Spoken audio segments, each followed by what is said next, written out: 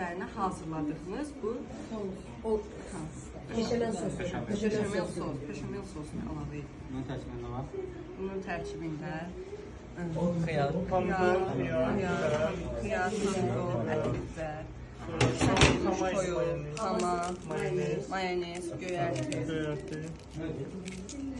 Deyir üstündə də var. Danış. Üstündə küncü. Göyərti, üzərinə küncüt, qarşımı hazır xama, qarşımı hazırlayırıq və lavaşlarımızı ortadan kəsirik və dondurma forması, konus formasına, dondurma formasına salırıq və onların əvvəlcə üzərinə yumurta çəkirik, qıraqlarını su ilə kənarlarına bağladıqdan sonra yumurtalayırıq üzərlərini, sonra küncünə bulayırıq, buladıqdan sonra isə sobada biraz rəngi qızıl olana qədər saxlayırıq. Qızıl olduqdan sonra hazırladığımız salatı içərisinə əlavə edirik. Əlavə etdikdən sonra üzərini göyərtiyə batırıb təqdim edirik. Əla, nişansın inşallah.